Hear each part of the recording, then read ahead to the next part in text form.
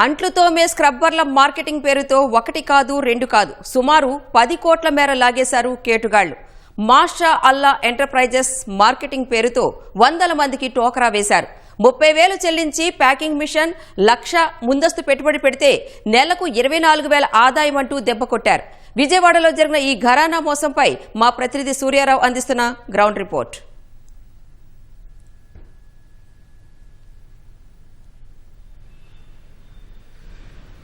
రాని విజయవాడలో మరో ఘరానా మోసం వెలుగు చూసింది. గతంలో అద్విక ట్రేడర్స్ అలాగే ప్లేయింగ్ బార్డర్స్ కన్సల్టెన్సీ పేరుతో వీసాల పేరుతో చాలామంది జనాన్ని మోసం చేసి టోకరా వేసిన ఘటనలు మనం విన్నాం. ఇప్పుడు తాజాగా వంట పాత్రలను శుభ్రం చేసే స్క్రబ్బర్లను ప్యాకింగ్ చేసి ఇస్తే డబ్బు సంపాదించవచ్చిన ఆశ పెట్టి చాలామంది దగ్గర వేల మంది కొన్ని 10 కోట్ల రూపాయల వరకు కూడా టోకరా వేశారు. జనం పెద్ద సంఖ్యలో సరుకు తీసుకుని వీటిని ప్యాక్ చేసి ఆ నిర్వాహకులకు ఇచ్చారు. వాటిని మార్కెట్లో అమ్ముకోలేక జనం వద్ద వసూలు చేసిన డిపాజిట్లను తిరిగి చెల్లించలేక ఈ నిర్వాహకులు అయితే చేతులు ఇచ్చేసిన వ్యవహారం ఇప్పుడు సత్యనారాయణపురం పోలీస్ స్టేషన్ పరిధిలో వెలుగు చూసింది. దీనిపైన పోలీసులు కేసు నమోదు చేశారు. పేద మధ్యతరగతి ప్రజలు 10 కోట్ల వరకు నష్టపోయారు. ఎక్కువ డబ్బులు వస్తాయని వీళ్ళంతా కూడా పెట్టుబడి పెట్టి రోడ్డును పడ్డారు. కృష్ణా జిల్లా కానూరుకు చెందిన పసుపులేటి అంకుశం ఈ ఏడాది ఫిబ్రవరిలో సత్యనారాయణపురం ఆదిశాసయ్య వీధిలో మాషా అల్లా ఎంటర్ప్రైజెస్ పేరుతో కార్యాలయాన్ని తెరిచాడు.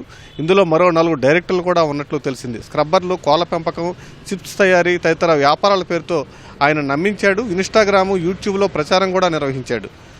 ఒకరు మరో 4ని చేర్పిస్తే అదనంగా డబ్బులు ఇస్తామని చెప్పడంతో పెద్ద సంఖ్యలో ప్రజలైతే ఇందులో చేరారు. Satyanarayanapuram, Lakshminagar, Ayodhyanagar, Srinagar colony, Kedareswarapeta, Purnanandampeta, Governorpeta, Bavajipeta, Durgapuram railway colony, Benz circle, Ramarappadu, Ajit Singh Nagar, Payakapuram, Nunna, Kondapalli, Ibrahimpatnam, Agiripalli, Gannavaram, Hanuman junction తదితర ప్రాంతాల వారు, అలాగే గుంటూరు జిల్లా నుంచి కూడా కొంతమంది, చిలకలూరుపేట ప్రాంతాల నుంచి కూడా కొంతమంది పెట్టుబడులు పెట్టారు. ఏదైతే ఈ సామాజిక మాధ్యమం ఇన్స్టాగ్రామ్, సోషల్ యూట్యూబుల్లో ఈ ప్రసారానికి పెట్టి ఇంట్లోనే స్వయం ఉపాధి పొందుదామనే ఉద్దేశంతో 50,000 సెక్యూరిటీ డిపాజిట్ ఇస్తే 12,000 ఇస్తామని చెప్పారు నెలకు జీతంగా. అలాగే ₹1,00,000 సెక్యూరిటీ డిపాజిట్గా పెట్టుబడి పెడితే 24,000 ఇస్తామన్నారు.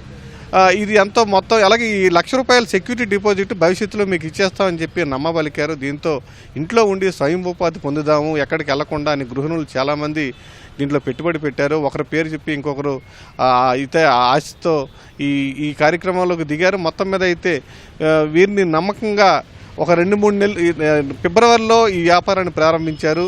వీరు తయారు చేసి ప్యాక్ చేసి ఇచ్చిన వస్తువులు నిర్వాహకులకు ఇస్తే నిర్వాహకులు మార్కెట్లో వీటిని సబ్స్క్రైబర్లు అమ్ముకుంటారు. ఆ తర్వాత వీరికి వేతనం నెల 50,000 చెల్లించిన వారికి 12,000, ₹1,00,000 చెల్లించిన వారికి 24,000 ఇస్తారు. అయితే కొంతకాలంగా వీళ్ళకి జీతాలు అయితే పడడం లేదు. ఫిబ్రవరిలో వ్యాపారం ప్రారంభిస్తే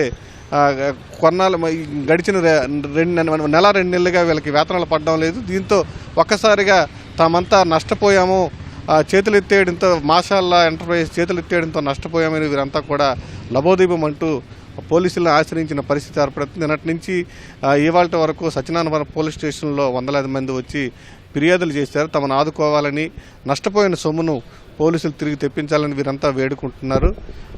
మరోవైపు ఇలాంటి ఘటనలు చోటు చేసుకున్నప్పుడు పోలీసులు అయితే మొత్తం అన్ని వర్గాల నుంచి కూడా, అందరు ప్రజల నుంచి కూడా ఫిర్యాదులు స్వీకరించి వీరికి ఎలాగా న్యాయం చేయాలనే దిశగా అయితే ముందు కేసు నమోదు చేశారు. మొత్తం మీద అయితే ఈ కుంభకోణం ఇంకా ఎక్కువ మంది బాధితులు ఉండే అవకాశం ఉంది. ఈ దిశగా కూడా పోలీసులు అయితే ఫిర్యాదులు ఇంకా అందుతూనే ఉన్నాయి. ఎంతమంది ఈ బాధితులు ఉన్నారు, ఎన్ని కోట్ల మేరకు, ఈ 10 కోట్లు అయితే ప్రస్తుతం అంచనా వేస్తున్నారు. ఎన్ని కోట్ల వరకు నష్టం జరిగే అవకాశం ఉంది, టోకరా వేసే అవకాశం ఉందని కూడా పోలీసులు అయితే ప్రస్తుతం అంచనా వేస్తున్న పరిస్థితి మనం చూడొచ్చు.